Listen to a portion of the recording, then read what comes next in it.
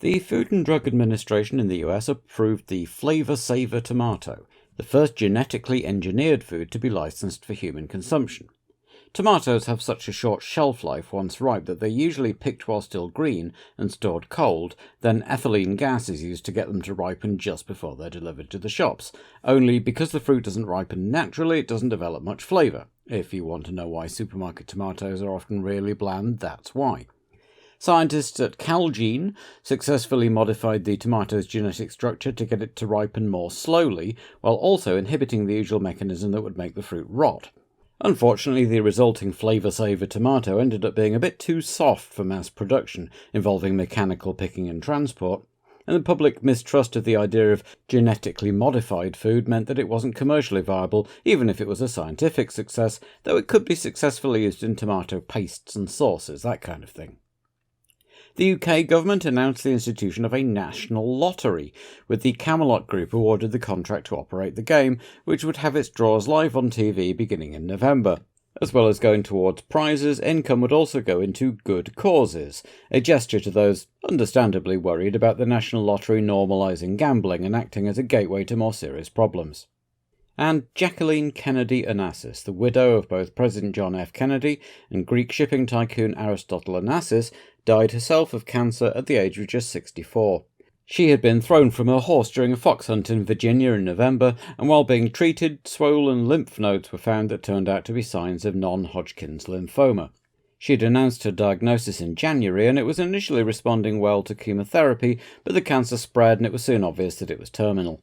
A private funeral mass took place at the Church of St. Ignatius Loyola on the Upper East Side, where she'd been baptised and confirmed, and was buried next to Kennedy at Arlington National Cemetery. In the space between the Monaco and Spain races, the various competing groups set up to talk about safety started talking to each other a bit more, or more often talking across each other.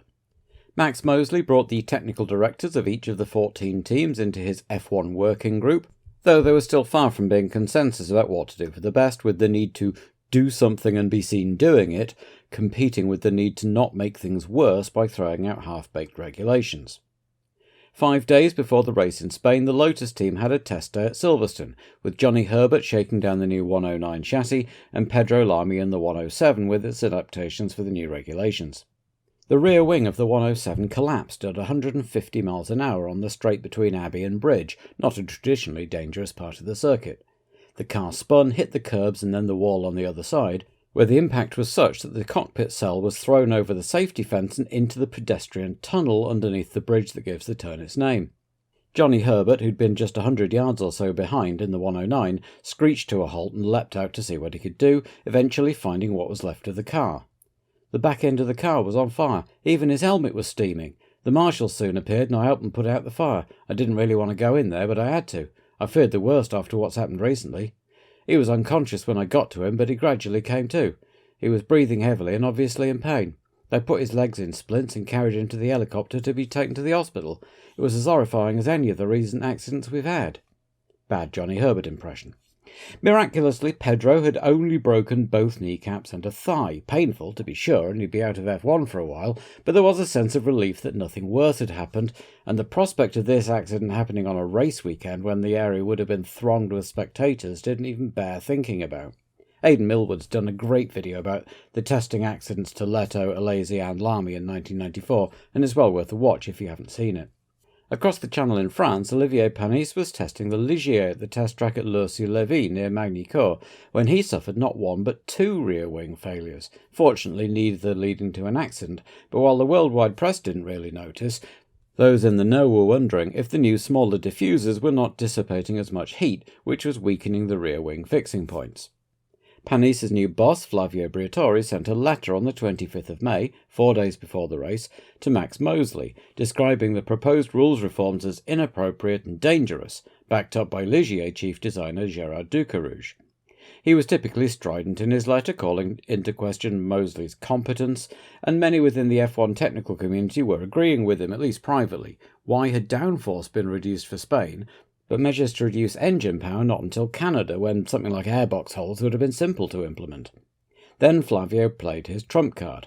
As everyone arrived in Barcelona on the Thursday of race weekend, he refused to vouch for the safety of the Benetton cars under the current regulation regime, and so the Spanish stewards provisionally excluded them from the Grand Prix. On Friday morning, Briatore tried to rally the other teams again in opposition to Mosley, now citing the Concord Agreement, which he'd encouraged Mosley to ignore when he was calling for him to impose a ban on driver aids. Not everyone was on his side, though, with Niki Lauda forthright as usual. "Briatore's behaviour is insane," in saying he risked a second FISA-FOCA war that had almost brought an end to F1 in 1980. While all that was going on, Niki had also chaired the next meeting of the GPDA, which was concerned about the fast Nissan Curve, turn 10, a quick right-left flick taken in fifth gear right next to a concrete wall. The circuit director, Albert Agosti, suggested that it be converted into a straight, but the FIA shot the idea down, saying drivers had no authority to work on circuits. But, faced with the result, Agosti and Roland Brunschreider agreed to use stacks of tyres to make a temporary chicane. It wasn't pretty, and caught a few drivers out in the morning warm-up, but it was a statement of intent. Only 9 cars actually went out in the morning with all the off-track uncertainty, but while they were doing so, there was a meeting between Mosley and the teams and drivers, with Bernie Eccleston taking the role as mediator, feeling that Mosley had actually gone a bit too far this time. Eventually it was agreed that the F1 working group would now admit Niki Lauda and Gerhard Berger as representatives of the GPDA, and would be able to propose changes with an 80% majority rather than the unanimity that the Concord Agreement mandated, which would inevitably mean deadlock. At noon they emerged blinking to announce that they were happy enough at least, and that the Benettons would now be taking part and qualifying could get underway.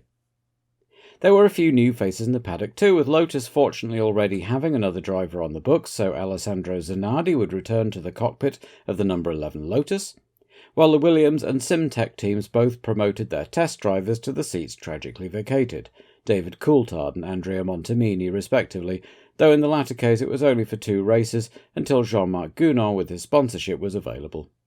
Eddie Irvine was back in the Jordan, and while Sauber had only entered 1 car while Karl Wendlinger was still in danger, the Austrian would clearly not be back this season, and they'd announced that Andrea de Cesaris would be joining the team as soon as they decided to resume 2-car operations. But given the circumstances of Wendlinger's accident, the Sauber team had added additional carbon fibre bulks to the side of the cockpit to give the driver's head lateral protection. This had been originally planned as a rule from Canada, but had been temporarily dropped, but Peter Sauber was taking no chances. Car number 2, David Coulthard. The young Scot was interested in motorsport from an early age, and was bought a kart for his 11th birthday by his father. He achieved instant success on the Scottish and British scenes before transitioning in 1989 to Formula Ford, and was the first winner of the McLaren Autosport Young Driver of the Year award. In 1991 he moved to Paul Stewart Racing in F3 and finished runner-up to Rubens Barrichello in his debut season, as well as winning the prestigious Macau Grand Prix. F3000 beckoned for 1992, though his debut season was less successful. In 1993 he joined the Pacific team, taking 1 win on his way to 3rd, as well as snaffling the Williams testing contract with Damon Hill's promotion. When Pacific moved up to F1 without him, he began 1994 with the Vortex F3000 team, but after just 1 race, the call from Frank Williams came to race in Barcelona. Car number 11, Alessandro Zanardi. A nasty crash had prematurely ended Zanardi's 1993 season with Lotus, and there were rumours that he'd recovered more quickly than Lotus had let on, the team apparently viewing Pedro Lamy as a better long-term prospect. No doubt Zanardi has been frustrated so far in 1994, but despite the irony, he probably won't have wanted to reclaim his seat thanks to another nasty crash. Nonetheless, he'll be champing at the bit to prove himself and show Lotus that they were wrong to sideline him, if that was indeed what had happened. Car 32, Andrea Montemini. Montemini came relatively late to racing, only starting in Formula Alpha Boxer at the ripe old age of 23. Maybe this hurt his prospects. At any rate, despite success, he found it difficult to get sponsors, and scraped together deal after deal to get himself into F3000 in 1990 with Madgwick International. A few podiums, but even more retirements in 1990 and 91, followed by a first win for Il Barone Rampante at Barcelona in 1992.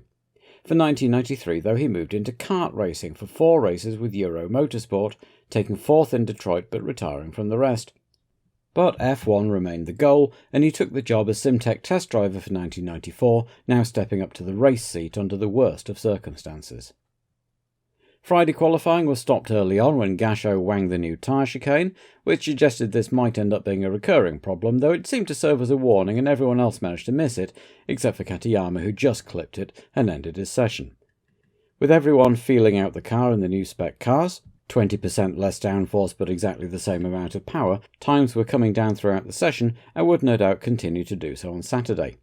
Certainly on Saturday morning, times were faster, but right at the end of the session, Montemini, who'd been struggling for grip all weekend, got wide at the last corner, went into the wall at 150 miles an hour and spun onto the track.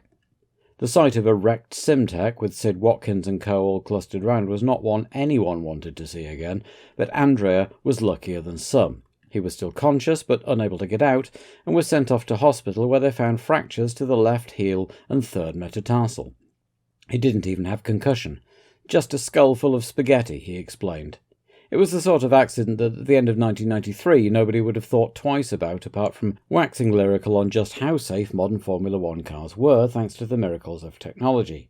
6 months later, and everyone was very keenly aware of just how lucky Andrea had been. Saturday's qualifying was fairly incident-free in the end, and Michael Schumacher dominated as he had every session to take his second pole position, with Damon Hill alongside, despite having found grip hard to come by.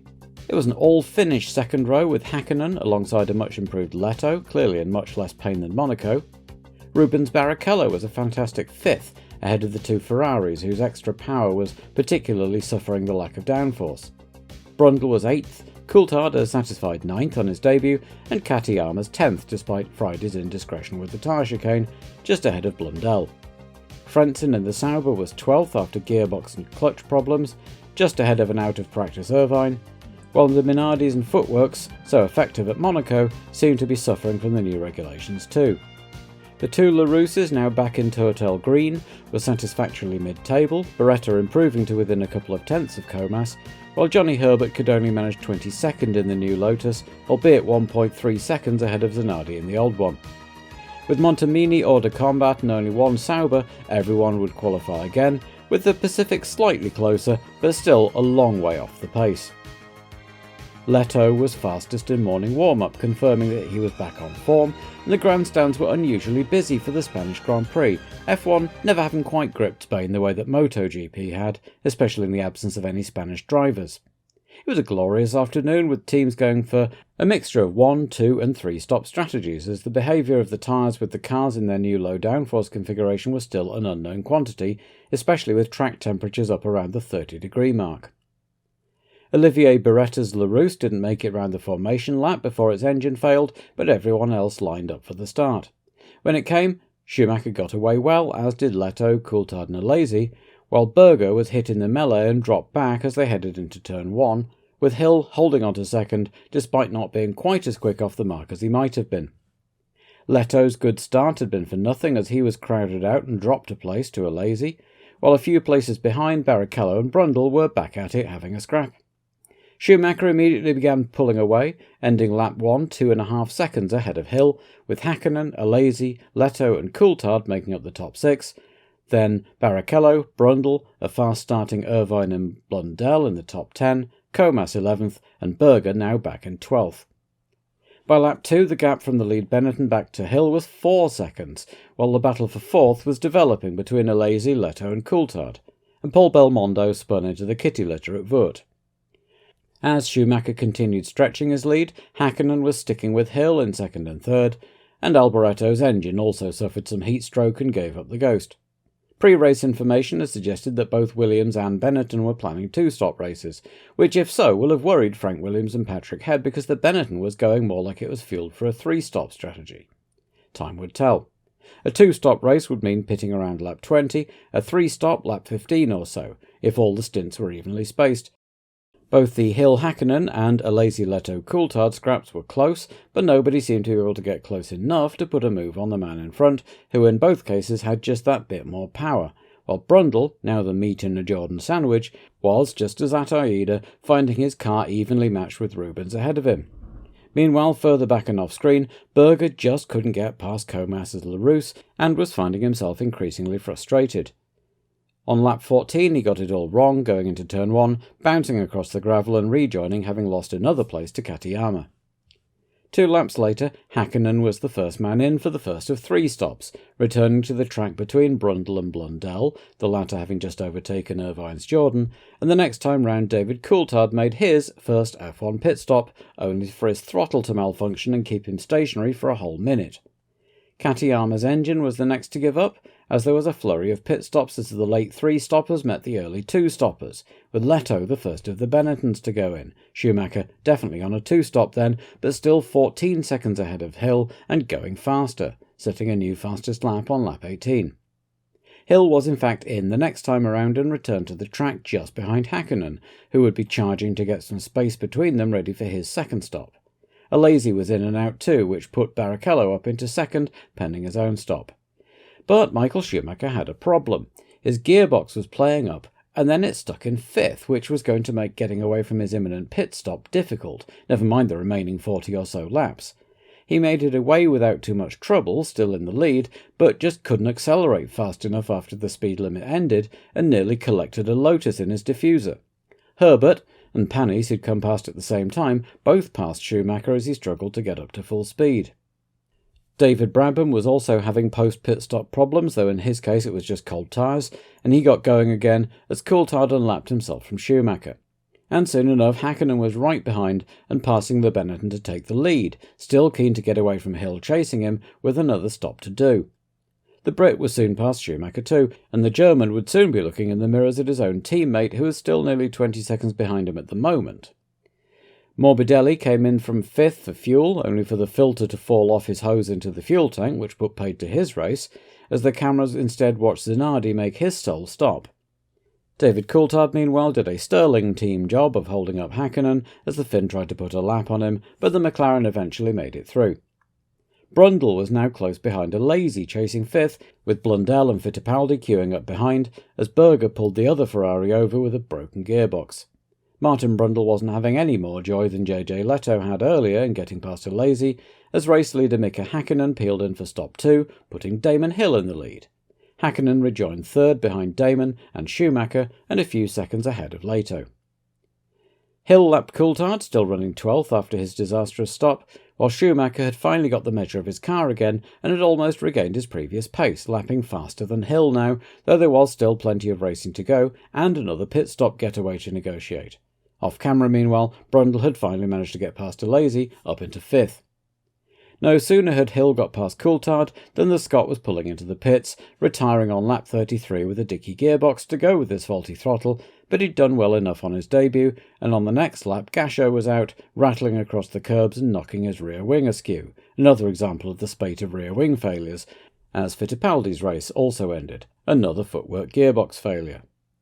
Blundell was the first of the 2 stoppers to make a second stop, which promoted Irvine to 7th, and it was his turn to be all over the back of Alesi's Ferrari until Jean peeled in for his second stop, but he returned to the track behind Blundell, with Leto, Brundle and then Hill all coming in short order.